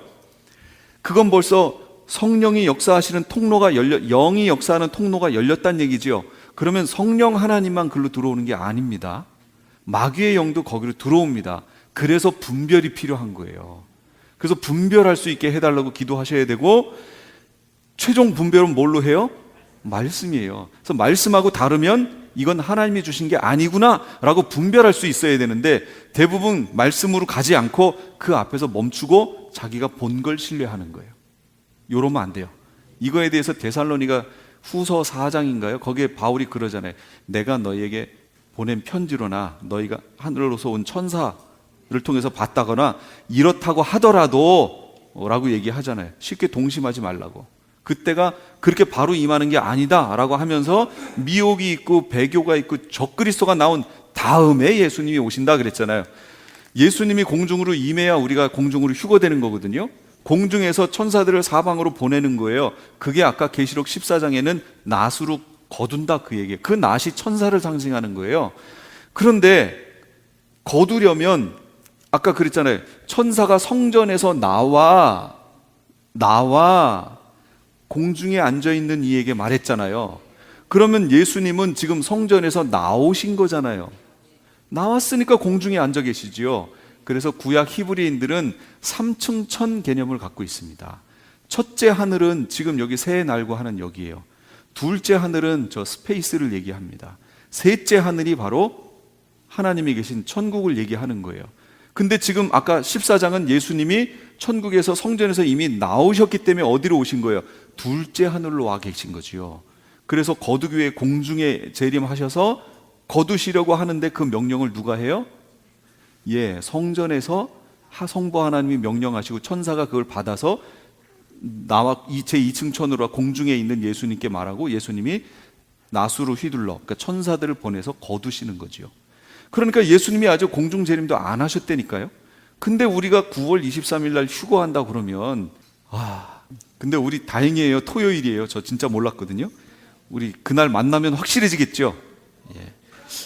누가 그런 얘기를 했어요. 그래서 제가 찾아보지도 않았어요. 이번에는 아주 그냥 귀찮아요. 찾아보기도 귀찮아요. 봉인이 열리는 카이로스의 때가 있습니다. 그게 마지막 때예요. 다니엘서 12장 4절 9절 다니엘아 마지막 때까지 이 말을 간수하고 이 글을 봉함하라. 많은 사람이 빨리 왕래하며 지식이 더하리라. 다니엘아 갈지어다 이 말은 마지막 때까지 간수하고 봉함할 것이니라. 다니엘에게 이미 말씀하셨어요. 근데 다니엘이 그걸 듣고 깨닫지를 못했어요. 왜냐하면 다니엘은 지금부터 2500년 전에 이거 들은 거거든요. 2500년이면 아직 예수님의 초림도 없었을 때예요. 그러니 이걸 이해한다는 것이 그게 쉽지 않죠. 그 다니엘이 이해를 못해요. 그러니까 천사가 뭐라고 그러냐면 봉함하라 그래요. 언제까지? 마지막 때까지. 그럼 그때 무슨 일이 있는데요? 많은 사람이 빨리 왕래하며 지식이 더하리라. 지금 여러분이 갖고 계신 이 지식을 가지고요 다니엘이 살았던 시대로 가시면 여러분 천재 되실 겁니다. 지금 가지고 계신 이 지식만 가지고 가셔도요 놀라운 대접을 받으실 거예요. 진짜로요. 지금 얼마나 빨리 왕래들을 하고 있어요. 대단하지요. 그래서 마지막에 열렸다 그 얘기예요. 벌써. 근데 열린 거를 지금 안 보고 아직도 임봉해 버리니까 이게 문제다 그 얘기입니다. 반드시 열릴 때가 있습니다. 그리고 계시록 22장 10절에는 이 두루마리의 예언의 말씀을 임봉하지 말라 때가 가까우니라. 그 얘기 뭐예요? 열렸다 그 얘기입니다. 그러니까 봐야 돼요. 누가 뭐라고 해도 여러분 계시록 계속 읽으셔야 돼요. 끊임없이 읽으셔야 돼요. 보셔야 돼요. 그럼 그 안에 뭐가 있느냐? 계시록 1장 1절 반드시 속히 될 일이 기록되어 있고요. 19절에는 장차 될 일이 기록되어 있고 4장 1절에는 이후에 마땅히 일어날 일들이 기록됐고 22장 6절엔 반드시 속히 되어질 일이 기록되어 있어요. 다니엘서 8장 17, 26절에는 여러 날 후의 일이 기록되어 있고 에스겔서 2장에는 애가와 애곡과 재앙의 화의 내용들이 기록되어 있습니다. 실제 계시록 내용이 그렇게 돼 있어요. 그 내용들이에요. 유일한 중보자가 있어요. 사도 요한이 이 앞에서 웁니다. 5장 4절에 보니까 그 두루마리를 펴거나 보거나 하기에 합당한 자가 보이지 아니하기로 내가 울었더니 펴거나 보거나 하기에 합당한 자가 보이지 아니하기로. 그가 누구라고요? 예수님 유일한 중보자. 그래서 우리가 중보기도 이렇게 얘기하죠. 사실은 그 잘못된 말입니다. 중보기도는 예수님만 하시는 거예요. 굳이 우리에게 표현하면 도움기도, 그냥 순화해서 표현하면 도움기도. 우리 어떤 성도를 위해서 우리 돕는 기도 합시다. 이렇게 얘기하셔야 사실은 맞는 거예요. 우리 어떤 성도를 위해서 중보기도 합시다. 그러면 그 중보, 여기서 말하는 중보자는 누구예요? 오직 예수 그리스도밖에 없어요. 그러니까 중보기도는 예수님만 하시는 거고 우리는 그 성도를 위해서 도움 기도합시다, 돕는 기도합시다, 이렇게 해야 하지만 여태까지 중보기도라는 개념을 도움 기도라는 의미로 알고 했기 때문에 그걸 교회에 가셔서 또 중보기도 잘못됐대, 도움 기도로 바꿔야 된대. 어디 가서 들었어? 저 계시록 하는 교회 가서 들었는데. 그러니까 가지 말라고 그랬잖아, 계시록 하는데. 자꾸 이렇게 되는 거예요. 아시겠죠? 그러니까 그렇게 하시지 말고 들었어도 지혜롭게 적용하세요. 저분이 중보기도 하면은 도움 기도를 얘기하는 거구나 하고 하시면 돼요. 자, 예수님이 오셔서 책을 펴셨어요. 그리고 그 인을 다 떼십니다. 그 인 떼는 장면이 6장이에요. 유일한 중보자 예수 그리스도. 디모데전서에 하나님은 한 분이시요 또 하나님과 사람 사이의 중보자도 한 분이시니 곧 사람이신 그리스도 예수라 그랬잖아요. 자, 근데 여기에서 사도 요한이 울었다고 그랬죠. 왜 울어요? 필자가 없어서. 그래서 이게 사역자들에게 해당하는 말이에요. 물론 성도들에게도 해당합니다. 울어야 돼요, 사역자들이. 왜 울어요? 예수님이 안 보일 때, 그리고 성도들을 장차 될 일을 알 수 없을 때, 그 어디로 인도해야 될지 모를 때, 소망이 없어진 것 같을 때 사역자들은 울어야 돼요. 진짜로요. 마지막 시대 어떻게 인도해야 돼요? 막막할 때 우리 울어야 돼요, 사역자들은. 그래야 하나님이 이거 보여주십니다. 성도들은요, 성도도 당연히 울어야죠. 어떻게 살아야 되는지 모르겠어요. 마지막을 어떻게 준비해야 될지 모르겠어요. 우셔야 돼요, 주님 앞에. 끊임없이 울면서 기도하셔야 돼요. 마지막을 준비하셔야 됩니다. 책을 예수님께서 인자가 취하십니다. 하늘과 인간 사이의 유일한 중보자시죠. 자, 그러면서 하늘에서 경배와 찬양의 목소리가 나옵니다. 5장 9절에서부터 끝절까지가 그 내용이에요.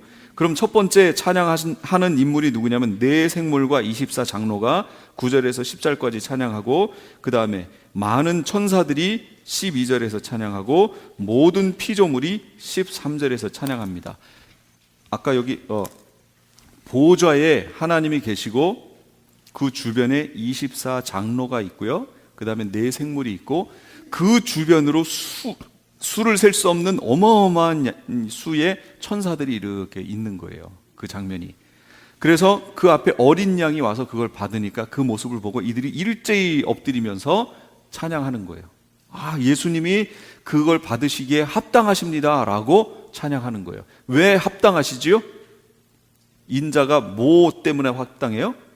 예수님이 인자됨을 인하여 이 땅에 육체를 입고 오셔서 우리를 대신하여 십자가를 지시고 죽으셨잖아요. 그 죽으심 때문에 그게 합당하다, 그 얘기예요.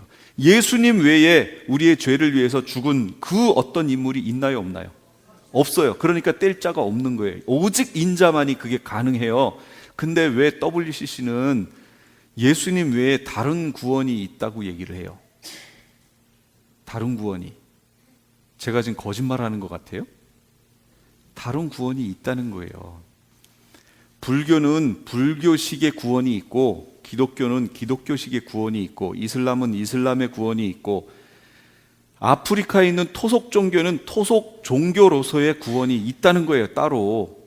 그러니까 이제 WCC에 가입된 교회들은 더 이상 해외로 선교사를 파송하지 않습니다. WCC 운동에서 이미 그 집회에서 이미 결정난 내용이에요. 이 내용은 왜 아프리카에 선교사를 안 보내요? 아프리카에는 아프리카 토속 종교를 통해서 구원 얻는 게 있잖아요. 방법이 있는데 우리가 왜 굳이 힘들어가면서 거기에 복음을 전해서 예수 그리스도를 통하여 구원을 얻으라고 얘기를 해요? 그들은 그들 나름대로의 구원이 있는데 없지요. 예, 없지요. 없는데 그들은 그렇게 인정한다, 그 얘기예요. 그리고 선교사 파송을 끝내버렸어요. 심각하죠? 예, 가셔야 됩니다. 오직 예수 그리스도, 사도행전에 구원 얻을 만한 다른 이름을 우리에게 주신 적이 없습니다. 없어요. 예수 그리스도, 오직 예수 그리스도예요. 믿으시지요? 아멘. 이게 안 믿어지면 여기 계실 필요 없어요. 저는 그거 말하고 있는 거거든요. 예수 그리스도 말하고 있는 거예요. 근데 이 예수 그리스도가 그걸 받으니까 경배합니다. 9절에서 10절까지 제가 읽을 테니까 한번 잘 보세요. 그들이, 찬양하는 모습이니까 같이 읽겠습니다. 시작. 그들이 새 노래를 불러 이르되 두루마리를 가지시고 그 인봉을 떼기에 합당하시도다. 일찍이 죽임을 당하사 각 족속과 방언과 백성과 나라 가운데에서 사람들을 피로 사서 하나님께 드리시고 그들로 우리 하나님 앞에서 나라와 제사장을 삼으셨으니 그들이 땅에서 왕노릇 하리로다. 하리로다. 이게 우리말이니까 하리로다. 참 여기도 담겨 있어요. 물론 시제가 이게 과거예요, 현재예요, 미래예요? 하리로다. 할 것이다. 그 얘기죠. 미래예요. 뭘 한다고요? 왕노릇을 할 것이래요. 이제 그들이 땅에서 앞으로 할 거래요. 이게 흠정액에서는 또 어떻게 나왔나 보세요. 또 우리 하나님을 위하여 우리를 왕과 제사장으로 삼으셨으니 우리가 땅에서 통치하리이다. 할 것이다. 그 얘기예요. 이게 왕과 저기 돼서 통치하는 것은 미래형입니다. 미래. 아직 이루어진 게 아니에요. 그러면 통치를 누가 하느냐? 통치는 왕이 하는 거지요. 그러면 여기서 말하는 이 왕이 실제로 누구냐? 설명해 놨어요. 자, 계시록 20장 6절입니다. 이 첫째 부활에 참여하는 자들은 복이 있고 거룩하도다. 둘째 사망이 그들을 다스리는 권세가 없고 도리어 그들이 하나님과 그리스도의 제사장이 되어 1000년 동안 그리스도와 더불어 왕노릇 하리로다. 그리스도와 함께 1000년 동안 왕노릇 하는 이들이 누구예요? 첫째 부활에 참여하는 자들이네요. 그러면 이 첫째 부활이 뭐지요? 첫째 부활이 뭔지는 위로 이제 가보면 되지요. 또 내가 보좌들을 보니 이 보좌에 첫째 부활자들이 앉아 있는 거예요. 거기에 앉은 자들이 있어 심판하는 권세를 왜 받았죠? 왕이니까, 왕노릇 하는 이들이니까. 또 내가 보니 예수를 증언함과 하나님의 말씀 때문에 목배임을 당한 자들의 영혼들과 또 짐승과 그의 우상에게 경배하지 않고 그들의 이마와 손에 그의 표를 받지 아니한 자들이 살아서 그리스도와 더불어 1000년 동안 왕노릇하니. 그러면 보세요. 여기 지금 예수를 증언함과에서부터 살아서까지 여기 보면 이 사람들이 누구라는 걸 알 수 있어요? 그렇죠. 순교자들이라는 걸 알 수 있죠. 특히 또 마지막 시대에 짐승표 받지 않고 순교한 이들이 포함되는 거죠. 순교자들이 가서 마지막에 1000년 동안 왕노릇하는 거예요. 순교자들이. 이게 첫째 부활이에요. 부활이 뭐예요? 죽었다가 살아나야 부활이지요. 그러면 휴거는요?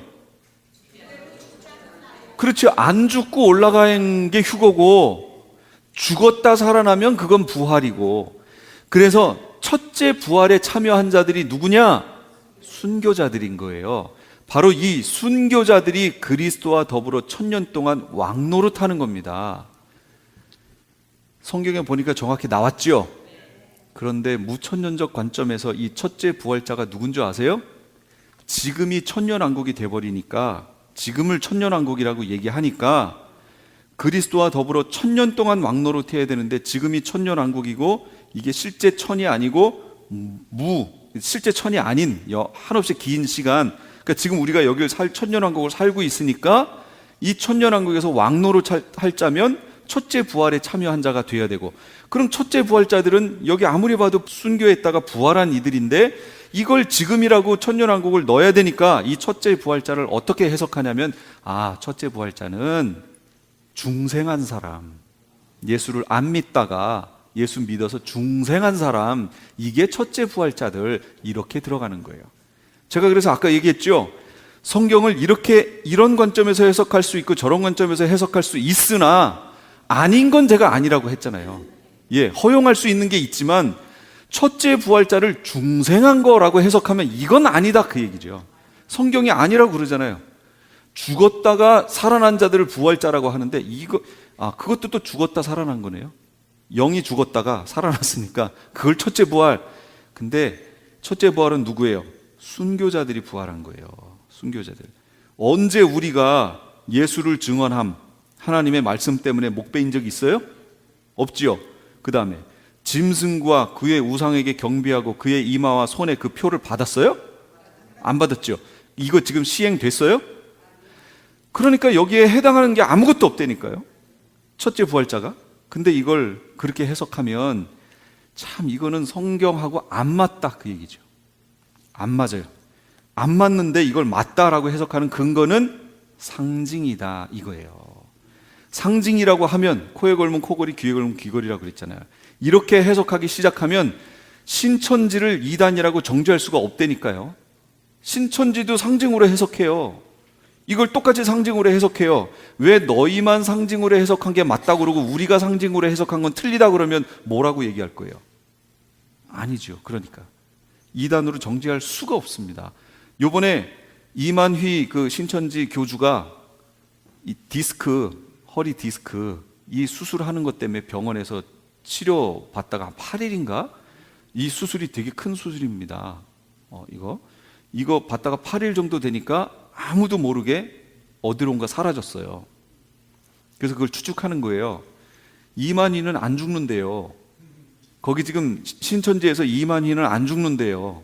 그래서 거기 들어가 있던 어떤 자매가 와가지고 상담하는 거기 보니까 이 상담사가 이만희는 죽어. 그러니까 이쪽에 앉아 있다가 안 죽어요. 봤어요? 안 죽어요. 안 죽는데요. 그렇게 해놨는데 지금 큰 수술 받았잖아요. 그러니까 두 부류가 가서 거기 장사진을 핀 거예요. 누구냐? 첫째는 기자들이 가서. 기자들이 기사거리잖아요 그거. 두 번째는 신천지 성도들이 보혜사인데? 보혜사가 무슨 수술이야? 확인하러 왔다는 거예요. 그러니까 아무도 모르게 어느 날인가 그 병원에서 나가버렸어요. 어디로 가 있는지 몰라요. 이만희는 자기를 보혜사라고 그런대요. 자기는 안 죽는데요. 85인가 됐대요. 이제 얼마 안 남았어요. 보혜사예요. 보혜사, 예수님이 그랬잖아요. 내가 가면 너에게 또 다른 보혜사를 보내겠다고. 그럼 보혜사의 그 의미가 뭔지 아세요? 원뜻이? 돕는 자요? 아니요. 쌍둥이에요. 쌍둥이. 보혜사의 원뜻은 쌍둥이입니다. 그렇죠. 예수님과 쌍둥이를 보내겠다 그 얘기예요. 그 누구예요? 성령 하나님. 근데 이만희가 보혜사라고요? 그러면 이만희가 뭐가 되는 거예요? 그거 자기가 주가 되겠다는 거예요. 근데 거기에 빠져서들 그걸 보고 있는 거예요 지금. 이만희가 교주가 아니고 그는 신인 거예요. 한마디로 예수님인 거예요. 제 친구도 지금 거기에 빠져가지고 한국에 있는 저한테 자꾸 카톡을 계속 보내오는데요. 여기 이 내용이 그거예요. 처음에는 제가 댓글을 몇 번 달았는데 소용이 없어요. 이게 몇 개 댓글로 단다고 해결될 문제가 아니잖아요. 계속 보내와요. 그래서 신천지, 한기총 교리 비교, 계시록 21장에 그 내용 계속 보내와요. 계시록 관련된 내용에서부터 저 이거 보내와서 되게 고마웠어요. 솔직히. 이 사람들이 계시록을 이렇게 보는구나. 그래서 이들이 보고 있는 그 관점을 알게 됐잖아요. 저러니 이단이라고 하지. 그거 알게 되는 거예요. 이제 나중에 제가 쟤한테 장문으로 해서 이게 보내고, 그 다음에 제가 했던 이 서로 강해라든지 이런 거 해가지고 이제 보내려고요. 너 진짜로 네가 지금 알고 있는 게 진리라고 생각하면 이것도 한번 봐라. 그럼 뭐가 맞는지 네가 성경을 통해 확인해 봐라. 라고 이제 하려고요. 준비하고 있습니다. 어쨌든 우리가 나중에 가서 왕노릇하고 통치합니다. 그리스도와 함께 왕노릇하는 거예요. 많은 천사들도 찬양합니다. 죽임을 당하신 어린 양은 능력과 부와 지혜와 힘과 존귀와 영광과 찬송을 받으시기에 합당하십니다. 모든 피조물들도 보좌에 앉으시니와 어린 양에게 찬송과 존귀와 영광과 권능을 세세토록 돌릴지어다. 이 내용이 지금 우리가 앞으로 가서 할 일이에요. 앞으로 정말 말할 수 없는 영광 중에 하나님을 보고 예수 그리스도를 보고 우리가 이렇게 찬양할 거예요. 이때 정말로 말할 수 없는 영광으로 찬양할 겁니다. 그 밑에 있는 성경 구절들은 제가 여기 있는 이걸 설명하려고 했던 건데 요 내용을 설명하려고 했던 거예요. 근데 시간이 가서 다섯째 인을 떼실 때 쭉 보니까 하나님 말씀과 그들이 가진 증거로 말미암아 죽임을 당한 영혼들이 제단 아래 있어. 여기가 바로 저 제단이에요. 제단 여기가 있는 거예요. 이게 하늘의 지금 모형입니다. 모세가 보고 그걸 이 땅의 모형과 그림자로 만들어 놓은 거예요. 하늘이 이렇게 생겼다 그 얘기입니다. 여기 제단에 가서 순교자들이 지금 여기 있는 거예요. 지금 우리가 죽으면, 일반 성도가 죽으면 낙원으로 간다고 그랬죠. 그러나 순교자들은 가 있는 곳이 다릅니다. 그들은 제단에 가 있습니다. 이게 이제 계시록 6장에 나옵니다. 그때 가면 더 자세히 하고요. 그 다음에 7장 9절에는 이 일 후에 내가 보니 각 나라 족속 백성 방언에서 아무도 능히 셀 수 없는 큰 무리가 나와 흰옷을 입고 손에 종려가지를 들고 보호자 앞과 어린 양 앞에 서서, 보세요, 보호자 앞과 어린 양 앞에 여기 어딘가에 서 있을 거예요. 거기 서서 뭘 들고 있다고요? 종려가지. 제가 그랬잖아요. 이거 마지막 종려가지는 최후 마지막이라고. 근데 6월절에 흔들었다고 해서 이거를 성경을 보고 종려주일 하면은 이거는 진짜 절기를 모르는 거예요. 이방 교회가 절기를 모르니까 종려주일 같은 이런 걸 만든 거예요. 종려가지 흔드는 건 초막절 때 가서 흔드는 거라고 그랬어요. 그들이 흔들었던 것은 바로 그 초림의 메시아가 오신 예수님이 메시아를 알아봤었다는 증거예요. 그걸 상징하는 거란 말이에요. 자, 보좌 앞에 수정과 같은 유리바다. 수정과 같은 유리바다는 이거 물두멍을 얘기합니다. 수정과 같은 유리바다가 펼쳐져 있는데 이게 어떻게 되나 보세요. 계시록 15장은 휴거되어 올라간 거거든요. 또 내가 보니 불이 섞인 유리바다 같은 것이 있고 짐승과 그의 우상과 그의 이름의 수를 이기고 벗어난 자들이, 휴거지요, 이들이 유리 바닷가에 서서 하나님의 검은 거를 가지고 찬양하는 거예요. 휴거되어 올라간 자들이 밑에 지금 이제 휴거되어 올라갔으니까 밑에는 심판이지요. 대접 쏟는 심판이 벌어집니다. 그게 불이 섞인 유리바다예요. 여기는 따로 구별해서 이렇게 표현했지만 여기 자체가 다 유리바다예요. 그냥 밑에가 다 훤히 보이는 거죠. 하나님의 영광으로 다 보여요. 거기 가 있는데 처음에는 유리바다라고 표현했지만 계시록 15장에 가면 불이 섞인 유리바다라고 그래요. 밑에서 활활 불이 타고 있는 그 모습을 보는 거예요. 그래서 밑에서 심판받고 있는 모습을 보는 거예요. 지금 위에 올라간. 그럼 위에 올라간 이들이 하는 일이 뭘까요? 그걸 보면서 찬양할 수밖에 없죠. 무슨 찬양을 해요? 모세의 노래를 찬양할 수밖에 없죠. 홍해 지금 막 똥줄이 타도록 지금 마지막 막 그러고 있는, 저기 막 먼지가 날리도록 지금 오잖아요. 지금 바로의 군대가. 근데 거기를 딱 올라섰더니 갑자기 물이 덮여가지고 이들을 쓸어버렸죠. 그러니까 여기서 찬양했잖아요. 하나님을 찬양할 수밖에 없죠. 이 찬양을 이때 가서 또 하게 된다 그 얘기입니다. 이 찬양을 할 거예요. 그래서 그 뒷장에 보면 그 성막에 대한 얘기 거기다 해놨고, 그 뒤에 있는 요 내용은 뭐냐면 이건데요. 이게 계시록 세미나 할 때 했었던 내용인데 못해서 잠깐 설명드리면, 이스라엘 사람들은 지금 이렇게 얘기합니다. 이게 있고 장차는 이방인의 시간이고 7년 환란이 거치고 그 다음 메시아 왕국이 펼쳐진다, 이렇게 얘기를 해요. 지금 유대인들은 실제 그렇게 얘기해요. 유대인들이 그렇게 하는 게 아니라 메시아닉주 유대인들이 그렇게 얘기해요. 메시아닉주, 그러니까 예수님을 인정하는 이들이 이렇게 얘기를 해요. 그러면서 우리는 뭐예요? 이방인의 때를 지나고 7년 환란을 거쳐서 우리는 천국 간다고 얘기하고 있죠.